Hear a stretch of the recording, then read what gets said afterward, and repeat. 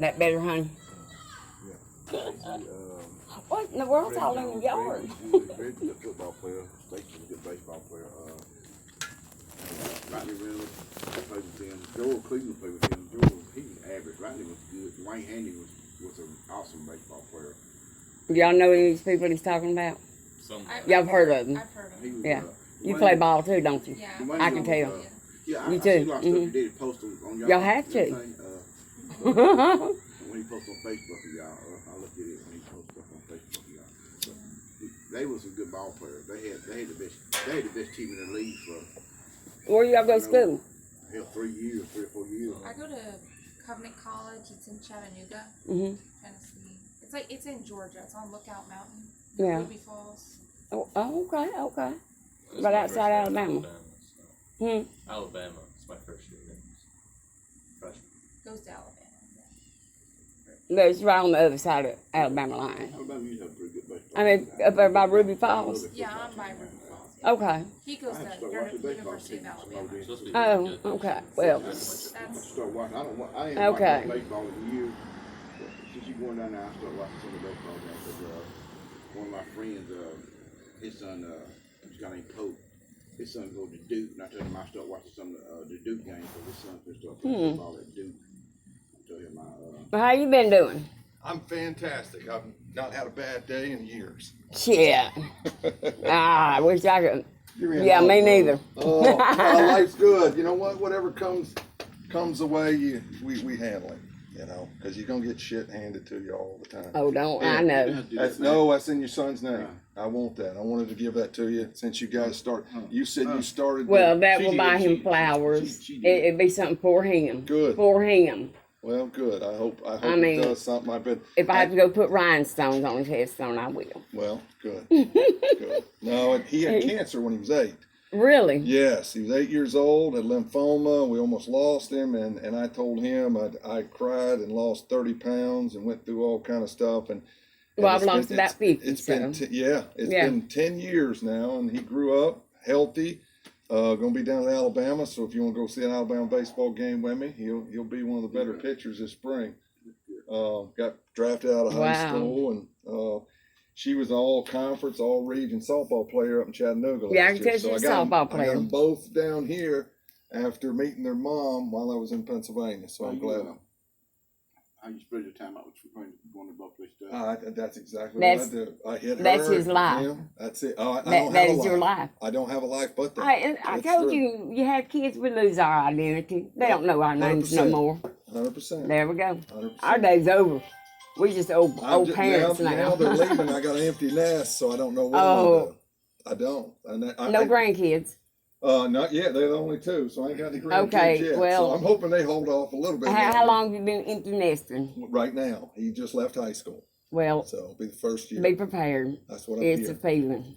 It's a just feeling bought I can't a lot describe. on the river over here in Gadsden. Oh, you gonna move back here? I'm gonna have a house up there and have one here, but I bought a place over in South Side on the river, and they're starting to boat that house next week, and house is gonna go there, and I just bought 20 acres up past Highway 11 in the middle of nowhere. Where on Highway? Towards Steel? Rocky Hollow Road, going towards Steel. Steel, yeah. Okay, I know what you're talking about. Going towards Steel. Rocky Hollow's where Kenton used to have to turn to go there to work, where he brought home that damn cat. Yeah, Fred the cat. There's a lot of His best friend, the cat. Construction company down there. What was it? Stone Construction, I think. That's back there near Killian Circle. Well, it's on Killian Circle. Up there's where he sold that motorbike, that kind, that white motorbike. But I'm gonna be the on first like white one he had. Or something back there, back in the middle of nowhere. It's not. It's close enough, but it's far enough away you can have your piece of white. Yeah. So we had a little Ninja 500. If I know what I know, I would never sold them. The guy didn't tell us his kids couldn't ride a motorcycle. They bought the thing from us, and he didn't know how to ride. No, he didn't tell us that. That's Cal Cincinnati. He told me. He said, "Can you give me a favor?" And he said, because he had both his sons with him. One of them went to school with Kenton. The other kid was, I think, 2 years older than Kenton. But anyway, he said, can you get your son to ride it home for me? I said, well, you can just take the helmet and get one of them, bring the helmet back. He said, no, just let your son ride to the house. So Kenton rode the motorcycle home. Yeah. 3 days later, man called me. He said, got to give back. He said, you know anybody that can fix this motorcycle? I said, well, what's wrong with it? He said, my kids done wrecked it, man. He said, I said, Rick, how did you wreck? He said, I ain't never rode before, man. He said, we bought the bike. I said, you kidding me? He said, we were trying to ride. I said, I know that I never sold it to you. He said, that's why I had your son ride home. Like 500. yeah, yeah, he said, So I didn't know how to ride. yeah, they didn't even want He to should have like a 125 or something. They should have something smart. Like I told him, if I know the kids couldn't matter, I never sold it to you, but I didn't know that at the time. And he reckons a day later, and I said, I don't know how to fix it. I'm glad you come by, man. No, man, listen. I was gonna call you. She's like, I said, listen, I got his address, but I was scared to death of pulling up things. We got a couple dogs. Those two back there look like they're there to protect. Oh, them are wimps. They're wimps. They're wimps. Well, that's good. Good. 'Cause well, they're gonna be good now. It's nice.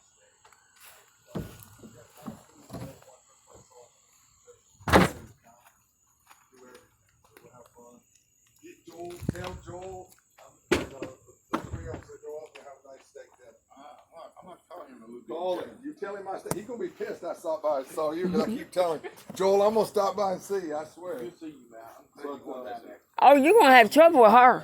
She's a sweetheart. But let me tell you Because she something. got a cute little figure. She's a gorgeous little girl, but she's locked in. She's locked in. Stay focused. Don't let them men mess you up, because they ain't not. Oh my God. They'll have you babies and oh, right. And she's a devout Christian girl too. So Good. she ain't gonna touch him unless. As long as you got the right man on your side, What's Clint doing? you're all right. Clint, I don't even talk to Clint. And if I could find him, I'd probably beat the hell out of him. Is you stripping still? He's too old and ugly to do that. But I'm gonna tell you something. He's been on drugs for 20 years. You kidding me? No. Really? That's the last- Hard. That's the last thing I Really? heard about him. And I'd probably give him $100,000. And Well, give us $100,000. listen, I'd probably. I'll do it without stripping. I bought a house for him up there. He's homeless. He's homeless in South Carolina. I bought him a condo, got him a job. He quit that, moved, and just left town. I thought he was still in Florida. I didn't know he. Last I heard he was down he's been there. up north working oil companies. He's landman, dealing and stuff. But he'll work. Kind of a 6 months. Rodney thing. Yeah, he'll work 6 months, and then he'll go do dope for 6 months, and then he's back making money. Him and Rodney would get along great. To get a little pile of money to spend on drugs and lay around a hotel room and hide. But he's done some stuff to me and stuff, and threatened and calling my kids. And, What? Oh, Oh, when no. he gets high, he wants money, and if you tell him no, then you're garbage. Yep. You know, you my only brother. I've told you, hadn't I told you? Addicts will burn you up. They will burn you up. And it used to be coke. You know, he'd drink, do cocaine a lot. Then he went to crystal meth. Then he's smoking crack. You know, whatever. The more he got deep, the cheaper shit he did. And I've never touched drugs in my life. All I know I ain't gonna tell a lie, I I have. educated on it because of him. And That's a fact. it takes an education in order to help Well, somebody. I went to a rehab to talk to the guy. So I got a brother. I need to know what's going on, and everything they told me was him. He'll Yeah. steal from you. Don't let Yep. him in your house. Yep. He came to stay They- with me. Took everything I had. They'll burn you up. Anything that I had, valuables, he was taking them. He got into a thing of cash I had, took it all. I called him, denied it. Okay. And then he took it. It just, so I don't talk to him. Look, I'm sorry to hear that. you think a lot of them, don't you? Yeah. Come here, you've been to rehab. You talk. I struggle with problems, Yeah. and he don't know how to handle me. Talk to him. I've tried to tell him. What does he need to do to help me? Love, number one. But I don't think, I'm going to talk to you. Don't label me. Don't label you, but here's what I'm going to say. The person that's doing, because I've been through it for 20 years with my brother, and this is going to be pointing the finger to you. Yep. Okay? And I work. You have to want to help you. Yep. I've given my brother more money than I can give him. I've got him into rehab. A supporter don't need the money. Nope. They don't need the money. They need to do what? That you tell me, because I don't know. Why do we do it? We're doing it for a feeling. Well, We're substituting for a Clint tells feeling. me that he's just sad and he's depressed. It's a feeling. No. Well, he says It's that. a feeling. Once again, because I've never done it. I've drank beer and I've smoked weed. That's all I've ever done. Well, that's all I ever done. Okay, it's all I've ever done. I've had buddies I played professional baseball Right, for 10 years. right. I've had guys lay coke out on a table at 2 in the morning and say, get a I don't line here. And I go, that. bro, I don't want anything to do with it. I Right. just don't want it. And it scared me because my dad was a drug addict Yeah. and my brother was. I didn't know that. My dad was bad last year. Really? He's another one he was in debt when he died. I paid all his debt off, and you know what his thing was? Loratab, pain pills. And those are like the hardest to come off of. He was The taking 8 a opioids. day, 8 to 10 a day. Oh.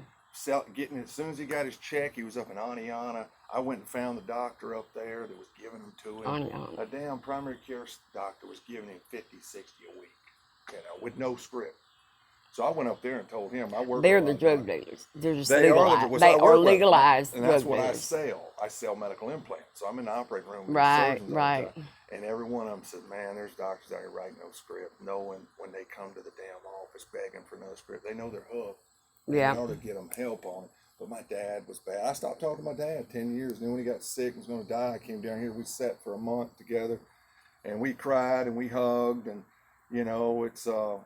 they both run through more money, and I kept giving it to them, and I kept thinking they were going to change. And my dad would call me crying, say, "I need $10,000 to pay my bills off. My car, they're coming to get my car." I'd drive down here. I'd go around write checks.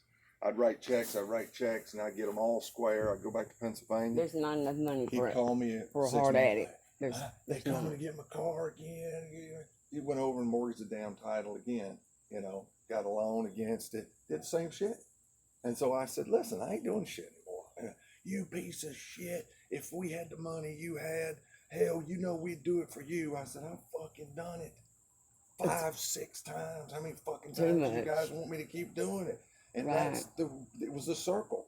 And finally, when I said, and it was about 3 years ago, I said, "I'm fucking done, dude." I told my brother, "I'm done. Look at me. I'm done. Get the fuck out of Do here." you feel like you ever actually helped someone out of addiction?